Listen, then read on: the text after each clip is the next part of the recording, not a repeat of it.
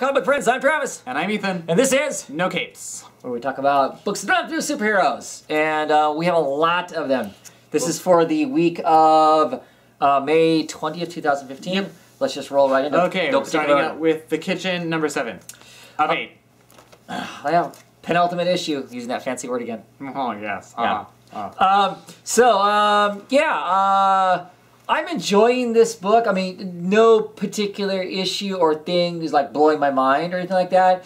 It's just kind of a cool 1970s crime drama centered around women as opposed to guys, you know, running their moms' families. Clearly, half these ladies are so in over their heads.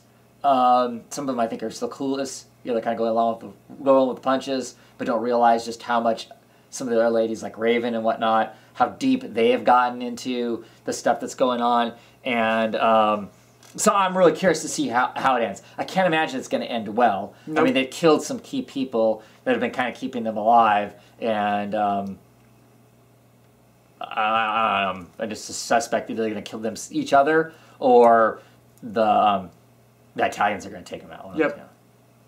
I don't know. I don't really. I mean, I don't really care about this book. Like, I read it, and I'm like, oh, cool. Occasionally someone gets, like, horribly mob murdered, and I'm like, oh, that's cool. So far, the most interesting part is after they kill What's-His-Face, and they talk about, you know, stabbing, you know, cutting up the body, right? How to dispose of the body in the river without any of the parts, you know, coming back. That was cool, but otherwise... Informative! Yes, I learned something from this book. No. Anyway, but I'm still enjoying it. I've been happy to read it. Looking forward to the last issue to see how it all ties in. Mm-hmm. So, next up is Resident Alien, issue number 1 of 3. Okay, so this book was just very, I don't know. I felt like I was watching, like, a cartoon. Like, a, you know, children's story. Because nothing serious happens in it. It literally is just him. Okay, you know, he's hunting down, right? It's like... He does. So what's the premise? What's the premise? He's a doctor alien, I assume. He's an alien. He's an alien, who's taken on the role of a doctor because he has skills in doctors, and his one actual alien ability is people can't see that he's an alien, with the exception of occasionally a child. And maybe he has powers. In issue 1, he seemed to be able to manipulate the slot machine. Oh, right. But no, yeah, and seriously, honestly, it's just him being a doctor. And helping random people. He has an electrician that falls through his floor.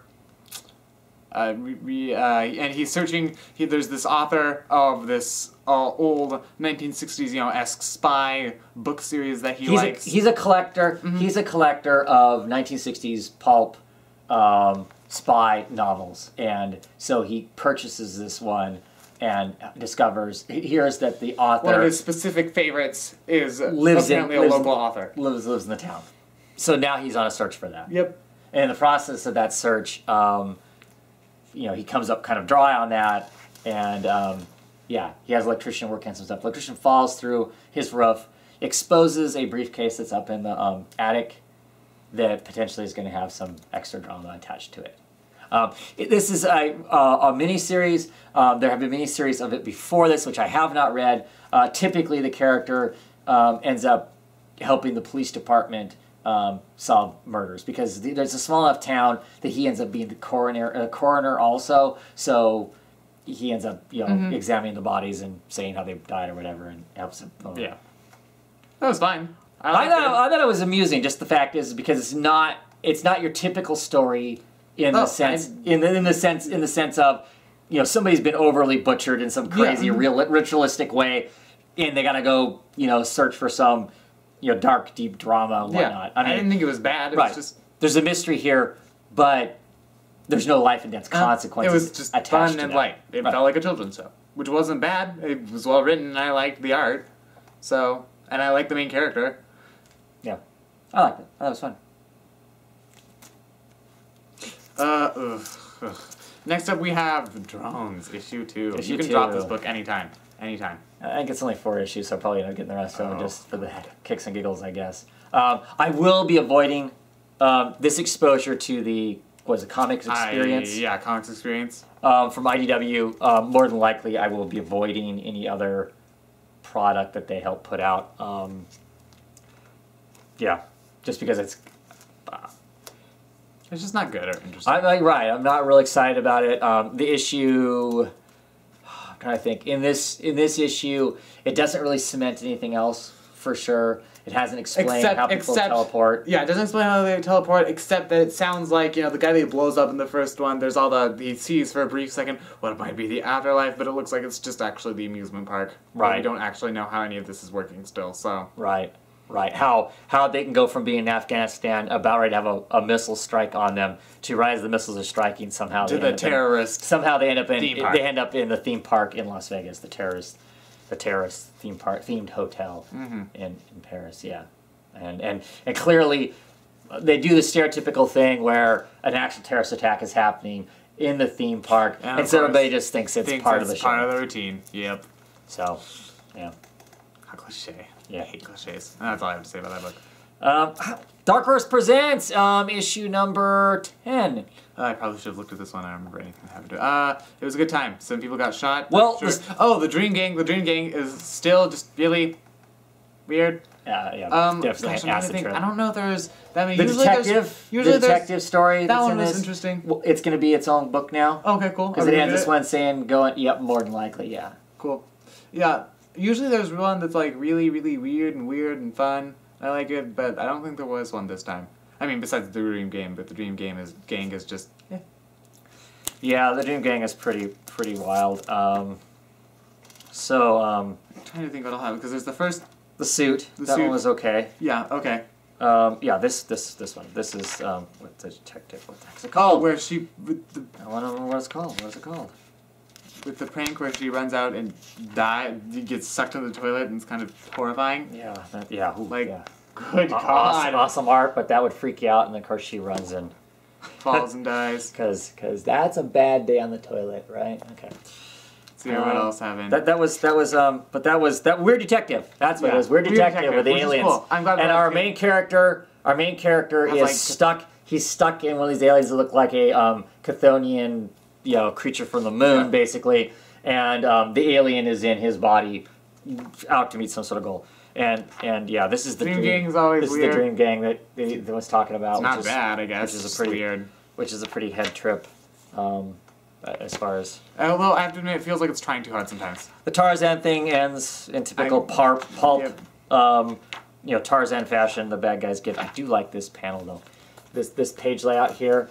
At the very end, she pulls this ruby out of a bag. It's payment to get her back to England, and she's holding it there, and the ruby's in the shape of a heart. And it's also... The woman has... The panel down below... a priestess has sacrificed one of the scumbag guys and has pulled his heart out of his chest, and she's holding it up, and it matches up together. Mm-hmm. There's some good Grell artwork there, and page thing, I thought, whatnot.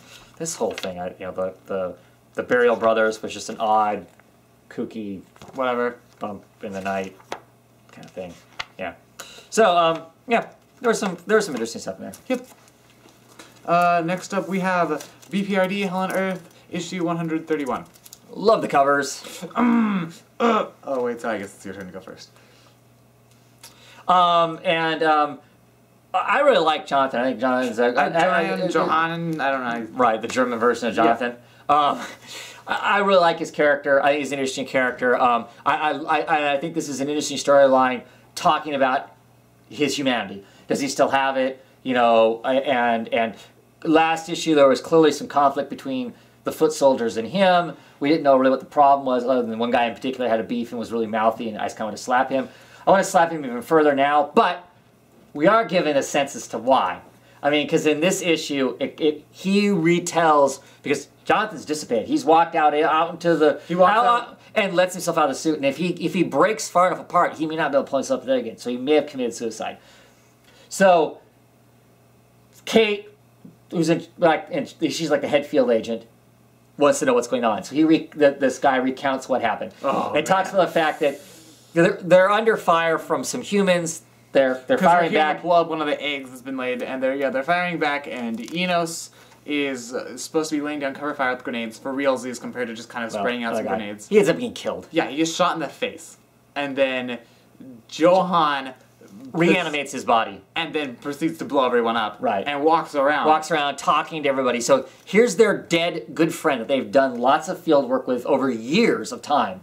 He's dead as a doornail. His face is blown apart and whatnot. And he's walking around and talking and getting blown up more, getting shot up and getting his legs blown off, getting his arms blown off. I mean, just basically his body mutilated. And for them, it's all just too much. They're done. They can't take it. Or the one guy in particular can't take it, and everybody else just kind of goes along with it. And at the time, everything sucks anyway, so it's really easy to sympathize with him as opposed to realizing that he saved their ass by taking somebody who was already dead and using it. Seriously. Which they have seen happen before in the past, but not your best friend. Like if your best friend drops dead, and then some other guy that yells, why didn't he put himself out there at risk in the first place? I mean, it's a good question. The guy goes, why did you make Enos poke his face out there and get shot in the first place when you could have done it? The worst that would happen to you is your suit would get torn up, and we put you in a new suit that we all carry around for you. Is kind of BS. I guess I get that part, but everything else, I just wanted to strangle the soldier. Like, especially when he was talking about, we was talking with K-Ray, and she's like, okay, we need to figure out if he committed suicide. And he's like, well, if he died, he chose to die. That's suicide. Right. Like, I just hate these characters so much. I mean, they're good characters, but they're well written because I really, really dislike them. And we find out Enos isn't actually committing suicide. He's picking his body up where... Well, he picked up his suit, because when they're flying in the helicopter, the one guy throws the suit out and says, "This is all you'd lose your suit." And throws the suit out of the window. And Jonan has reconstituted inside that spare suit. Back at the place where they attacked, because these people were housing a monster inside a swimming pool, thinking it was going to be the Messiah or something like that. So it'll be interesting to see what comes forward. I really enjoy it. I really like it. It's excellent. I'm glad for the story. Yeah. All right. Next up is Stray Bullets, Sunshine and Roses, number 4. Okay. In between this issue and the last issue of Stray Bullets, I read the entirety of the Stray Bullets. All of it. Yeah. So I've read every single Stray Bullets issue in publication now. And I really don't care about anyone because they're all dead. And I really just kind of want to read... Spoilers. More. I just really want to read more... Not even Virginia and... I can't remember his name. The guy who's missing his leg. Orson. No. Bobby? I don't remember what his name is. Right, okay. There was only one. Like, he's shown up once, okay? There was one storyline, okay? You're right, one full storyline. But he went off to do other things. Yeah. Yeah. I don't know. I like this. I mean, granted, we know what happens to all these characters. Kind of.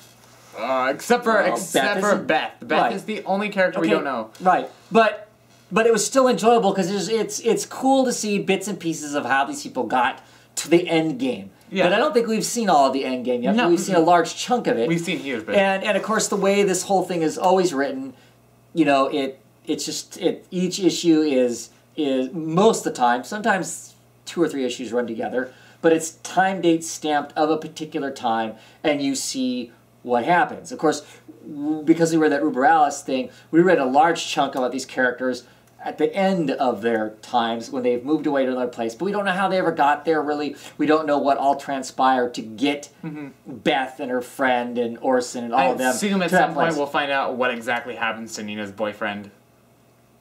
Well, clearly this issue tells you what happens to Nina's boyfriend. Well, yeah. Because everybody's wearing parts of Nina's boyfriend all over their faces when they're done with him, so... they execute him. Well, yeah. Horribly. So, anyway, so it's cool. So I enjoy it for that.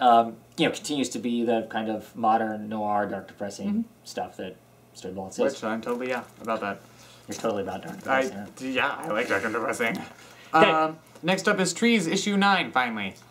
Yes, back with Trees. Yay! Because Jason Howard is like one of the best artists. I absolutely love his artwork, love his style, love the way his story is told. I super enjoyed this issue. I love the whole, the body sinking to the bottom from the helicopter crash and the poppies growing out of the guy, if it actually happened or if she was dreaming that, I'm not 100% sure. We get a new timeline set up. So it's not even really a new timeline. It's just farther forward. Well, that's all it is. So that's a new timeline. So set in the future, set advanced. We advanced like 11 months or whatever. Yeah, not 11 months. But so one of our people who was in Antarctica is now going to be stationed. The only survivor is going to be stationed in in England to watch another tree for the government, and that's all cool and whatnot. That's interesting. Clearly she's been out of it for quite a while because she doesn't understand what all is going around. And then, of course, at the very end of it, we get this small snippet of what's going on someplace else, and I think that is New York. That's the beginning, and we see the tree coming down for the New York stuff. Yeah. So we're finally getting to see New York, which we hadn't seen anything from New York since issue 1. Yeah, and because the first 8 issues all have multiple storylines the entire time.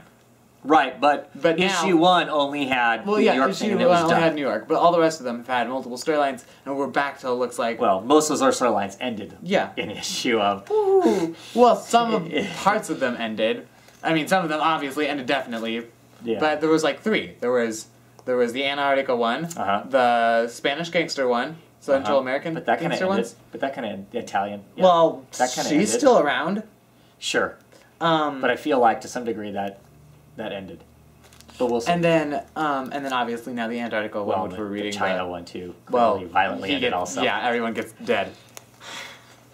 But anyway, I absolutely love the book. Yeah, I think it's stellar. I think everybody should be reading it. Yep, for sure. Yeah. Okay, great. Next No. I'm next. Oh, you're next. That's right. I just talked.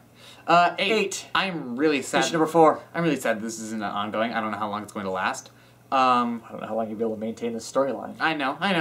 But I really liked it though. I love the art in it. Raphael Albuquerque. The storyline is just cool. Usually I don't like self-fulfilling prophecy timeline stuff, but I'm worried, but not like in a storyline sense. Like I'm worried because I care about the characters, but not worried like because I feel like it's going to be done poorly. I'm just worried that his wife, right, is the same girl there. Well, I'm worried that the same girl there is just going to become his wife. Does that make sense? Right. I'm afraid it's a big loop. It's a big loop. The farthest future point we've seen for her is when she's dying of whatever.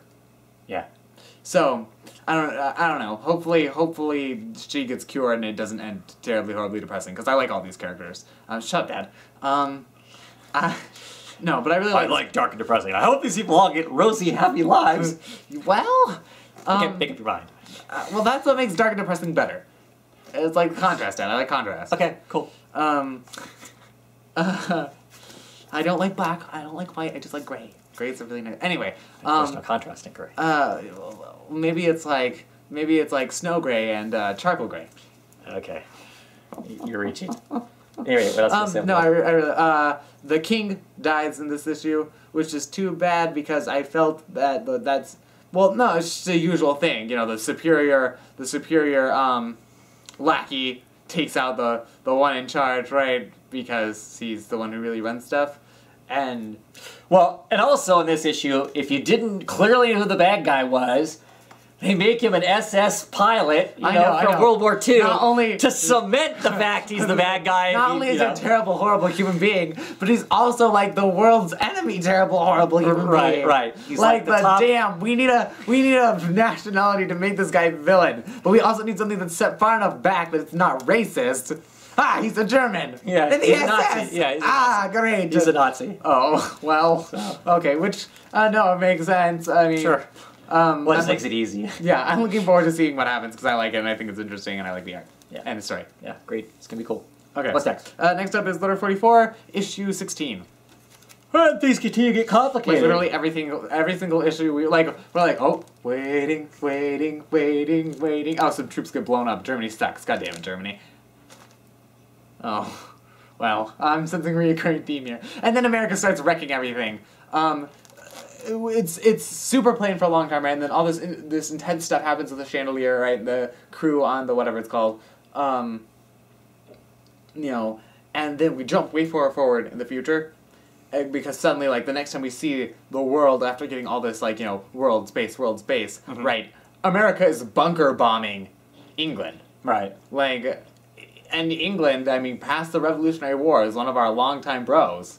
So I find it funny that, because they talk about the allies in this, I find it funny, all of America's allies are our stereotypical, like, enemies we can't, or they're not our enemies, right. They're the people we're on really shaky peace, and lots of other fiction has been written about. Right, China, one of our main allies is China in this, where it's like France, Germany, England are all together. Like a twisted version of the Triple Entente, and we're were with the people that we usually are. So yeah, so clearly we got war going on. We have people trying to kidnap the president to force him into creating peace, to quit fighting because there's more important things, which is a good point. Yes, I mean it's a good point. The guy, there's somebody tries kidnapping the president and the president's wife, and like, look, you need to stop this fighting in the country, on the earth, because we're gonna have to deal with what's in space. Because the Chandelier is basically there to go, hey, something much, much, much worse than us from space is coming. Yeah. Oh, and that's the other thing, is I like how shameless they are about who the presidents are. Right. Like, I appreciate... Clearly this is Obama. Clearly the last president was Bush. And they referenced the president before that, which was Clinton. Because, he talks about the German leader says, oh, you can call me by my first name. And he talks about how his predecessor was, got into trouble because he learned too many pretty girls' first names. So on and so forth. Right. So. Right. But anyway, I like that commentary. The fact the whole we need to quit fighting amongst ourselves. I appreciate it. We have a talking baby now. Oh god, that baby is creepy. Yeah. The baby is creepy. Okay, first, it's just when you. Okay, strangely enough, I have read stories with talking babies in them before, and the babies were not creepy because they acted like babies, but they weren't, at the same time they didn't. They understood a lot of concepts, but they didn't at the same time, and this baby acts too much like a baby to not be creepy. Right. Look at my foot, it's so amazing. I'm like, you're not cute. Which is what babies do. Yeah. Right. Well, it would be cute if it was just doing that. Like, if it was just, a baby floating around space going, oh, look at my foot, that's cute, right? Without saying, oh, look at my foot, that's cute. Then it wouldn't be creepy. Right. But it is. And it calls... Yeah. So, anyway, in the story, you got this crazy baby. You've got the chandelier thing that's up there. That's supposedly there because there may be something worse coming, maybe? Maybe? Who knows? And, of course, now at the very end of this, we get... laid down the fact that way off in space, coming from the opposite direction, is a killer asteroid that is on direct path with Earth. So, are the aliens actually trying to help Earth? I don't know. We don't really know the aliens' agenda. Well, because the aliens have used the chandelier to annihilate some asteroids, and there's an asteroid coming to paste. I don't know. So is that going to be the end game? We're all amped up, and of course, being humans, it's different than us, let's just kill it, because that's our first answer to everything, right? And it's clearly what we've done here is we're trying to kill it without really wanting to know what it is. I mean, we're veiled under the idea of scientific right now, research. Half the crew seems veiled under the idea of scientific research, but anytime anything happens, the military half of the vessel are the people who are in charge. Let's annihilate it. And of course, that's their answer to everything. So yeah. It's really well written. I'm thinking, here's my story. They somehow kill the chandelier, and the chandelier was going to annihilate the asteroid, and now the asteroid comes and pastes Earth, and those poor people up there by themselves are the only people left with their talking baby. And their sex with, is it holographic projectors, or what was that? Or doppelganger? I don't even know. Anyway, next we're going to talk Shudder! Issue number 12, A Year of Shudder. My favorite book. And, Kate, oh gosh, I really like this issue because, okay, first, sorry, I'm going to start off. Okay, Cassius, is that his name? Is that what the clock cat names himself? Yes. Okay, he was my favorite character, now he scares me the most. After getting his head blown off and replaced with a paper bag, and the way he was treated afterwards. Yeah. Discarded as being just nothing. In his opinion. Yeah, no, he scares me. And I was annoyed with Kate because it seemed like Kate was generally friends with the robot, right? And then he gets his head blown off, and she's like, "Yeah, it's fine." And of course the kid's like, "Oh," but then that gets explained. But no, Cassius makes me nervous. I just see him stabbing someone important in the back. I don't know who. I don't know if it'll be the kid or if it'll be Kate or whatever, but I just see something going well until he cuts down somebody essential and it goes bad. Yeah. Okay. What I like though was, Kate, basically we get like a small little recaps real quick where Kate basically, she meets her mom. Is that? I think that's the implication. I think that's her mom. I think the implication is this red entity is mom. I appreciate that her parents are like very, very, very star-crossed lover. I mean, one of them is like, you know, an agent of like the supreme, you know, order. I mean, her mom, and the other one's like a chaotic adventurer.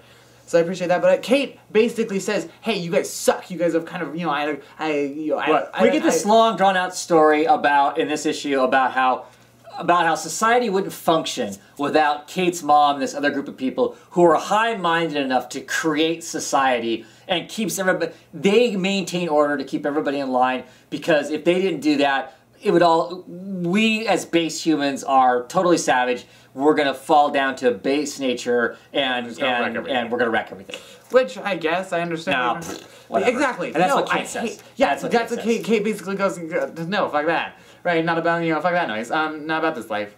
And but she says, you know, basically you guys wrecked, you know, my life. And she's like, you know, I had my best friend who I was great living with. I had a pet who I really, and she says, you know, I honestly loved and could recommend, you know, books to, right? And so we get that Kate really does. Kate is a lot more of an empathetic person than we've seen. She's just, I mean, she even says, she's like, you pushed me to the edge that I'm not even thinking clearly. I mean, when the assassins, right, when Tom and what's her face, whatever, you know, the lion guy and the lady who are now super cyborgs. Right. Oh crap. But they slaughtered them. Yeah, Kate and the kids slaughtered them. Kate straight up kills both of them. Right. And it's like, okay, let's keep going. Come on. We don't have time for this. Which she would never do. She says normally. Yeah. She's like, yeah, I messed up. I killed these people. Right. You know, my friend could have died. Yeah. So, this just makes me like Kate more, because Kate Kate is a relatable character. I mean, she makes stupid decisions. She makes stupid decisions that keep her alive. Like, I don't know, it's like the perfect stupid decision. Like, I hate when I'm watching TV, like, this happens so much in The Walking Dead, where the character does something stupid, I'm like, why are you doing this thing? It's so stupid. And Kate does stupid decisions that still kind of work well, and then later on she goes, well, crap. And she goes, you know, I'm human. She does a good job of, like, justifying and not justifying her mistakes at the same time. I mean, she says, I made these mistakes, and I know that I made them, and that sucks, but you guys definitely aren't helping. And I just really, that increased my respect for Kate. Also, I strongly dislike the people in red. Oh, yeah. Any group that thinks they're so superior and their decisions they get a control everybody else. God. Yeah. But, of course, at the end of this thing, we get this huge thing go on with the fact that they like Kate well enough that they aren't going to just execute her, because she basically says, screw you, I'm not being part of this. But they might wipe her. Oh, man, it was so fast, though. Like, that was just... Yeah. Bam. Her mom's like, oh, you enjoy... Okay, bye. Yeah. Like, oh. We flushed you. I'm like, wow, yes, you totally love your daughter. Yeah. Yeah, that was easy. I'm like, I guess I could understand being devoted to your cause, like, if she won't join you, but I figure you could ask more than once. Or at least say, are you sure? Before you go, but whatever. So that was cool. No, this is a fate worse than death. So I'm excited. Worse than death is having her mind wiped? I'm excited to see where the book's going to go now. Because now it feels like, Kate can't remember everything, but she knows she has a mission. Yes. Whereas we've spent 12 issues of her literally just running, going, oh shit, from one moment to the next, as things are blowing up behind her and whatnot. Now, it feels like she's going to take the initiative. It's not her running away from stuff anymore. It's her going, I'm done, and now I'm gonna go kick some people's butts. So I'm excited to see what's next, what's gonna happen, and of course what kind of weird stuff that Layla Deldelka puts in the comic, just the random craziness that she does. I kinda hate, not even kinda, I think I've said this multiple times. I hate amnesia stories, but I trust these people to write a good amnesia story. So this is not gonna be an amnesia story. I mean, yeah, clearly she's forgotten stuff, but she has it. It's not like she's gonna be wandering around going, I don't know anything. Yeah. In that sense. You know. So, yeah, cool. No, I'm next. Next up we have... Fine, me next. Fade Out, issue something, 6. I really love the Fade Out. It's just this kind of slow simmering of a story where we learn further little bits and pieces about all of these characters, to get a larger investment in them. So when the crap really starts hitting the fan again, we care about what goes on. You know, we're getting more of a sense of like Gil, you know, the guy who's been blacklisted. You know what he's about, what Charlie's about. I'm less of a fan of Charlie, the person, than what I was. So I'm interested in all that. My only little bit of concern I have with is our starlet, Val. Is that the current living starlet? Can't remember if that's her name or not. But you know, some stuff happens to her, and clearly it's all stressful and traumatic stuff. You know, she runs into the, you know, if not the ex-husband, part of the ex-husband's band, and there's a lot of stress there and whatnot. And she ultimately ends up going home with Charlie, the kind of goofy, nerdy, clearly not the attractive person of the crowd, and having sex with him. Yeah. And that seems very stereotypical. Yeah. And not stereotypical of the period, because I mean, it is a period piece. So there's some stuff I let go because it's a period piece, and that's what things were like during that period. So people being treated the way they are, it works because of it's a period piece. But that aspect isn't necessarily a period piece. That aspect just seems to be, I almost like to refer to it as being easy television. Yeah. And so I don't know. I'm hoping the next issues we get more of that story. That it wasn't literally just I felt sorry for myself and lonely, so I decided to have sex with you. But maybe that's what it is. I guess people do that. It's not like that's unheard of. I guess, but still. Yeah. Yeah. No, the only characters I like are Charlie and Val. Everyone else, they're interesting. I just don't. And we'll hope. I just someone want to answers the phone. Anyway, don't worry phone is. It's not there. But no, but like I like the characters. I mean, but as people, the only characters I like are Charlie, and even then, and Val. Oh, and I like the dead girl. I like the dead girl. She's okay. And I like the secretary lady that Charlie kept making Dottie mad. or whatever it is. Yeah. Oh, they all have flaws, and that's the great thing about it is we're getting enough of the characters to understand them as being people who are just people with flaws and good traits both. So, yeah, and the art's amazing in it. So, yeah, good stuff. And finally, this time we're going to talk Wyches, issue number 6, end of an arc, end of this whole great thing. What do you think? I'll let you talk first. You talk most of the time, but I'll let you talk first. I guess I wasn't going with I was going to go with meh. Yeah, exactly. I wasn't. It's not like I knew the mom was going to be the one who what do they Pledged say? them. Pledged. I was kind of surprised. Okay. I was kind of surprised by It was very comic justice though. That freaking as he walks out, he's like, "Oh, by the way, pledged." Like that was a nice little screw you town for pledging us. But really, It ended like a slasher horror film. Yep. Right? It all went kind of crazy. Main characters run around, scrambling between the monsters, and at least one of them gets away. Yeah, everyone dies. My problem is the person I was invested in the story is gone. So the story going forward from here, I don't know what that's going to be like. So, yeah, I just don't know that I'm super excited by it. I mean, it was fine. It was fine. There were aspects of it that were really cool. I like the issue where mom was faking that she forgot, because it's one of the aspects of this whole pledging thing. You forget your children, that you pledge off to these monsters, basically. When she was forgetting, to me, that was more scary as a parent than what happens in this issue, where I was faking it and we could go on and live our own lives or whatever. Sorry, kid. And yeah, I don't know. I have a hard time grasping that mom being real and being willing to do that. I guess to me is But of course, she comes from a long line of people who are cursed by this whole pledge thing. So maybe that's the element there. I don't know. Now I'm trying to decide whether or not I want to get it going forward, because it's going to take a big break. It's going to take a huge break and then come back. And when it comes back, it's going to be told, my understanding is, more about Sailor and more about the people who are the Iron, the people who are fighting the witches. And I just don't know if I care, because I'm not invested in Sailor. I don't care about Sailor one iota. It's weird, because the storytelling it started out with, it kind of hinted that maybe we should be invested in Sailor, their whole neck thing and her being kind of the outcast of the school and all that kind of stuff. And then suddenly it radically shifted gears to Charlie, to her dad, and really the whole story was him. And now he's gone. And now it's going to change, and I just don't know. I don't know that. Yeah. So I have to decide. I go back and forth. Some days I think the book's okay, and other days no.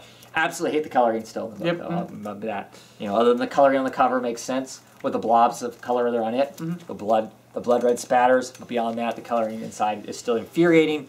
And I would love to have a personal conversation with Hollingsworth to have a further discussion about why the hell he colored the books the way he did. Yep. Anyway, that's it for this week. Yep, we better hurry up because the camera's going to die. Yep. Battery's about dead, so it means it's time for us to shut up. Anyway, have a great one, and we'll see you next week with lots more no capes, I'm sure. Yep. Bye.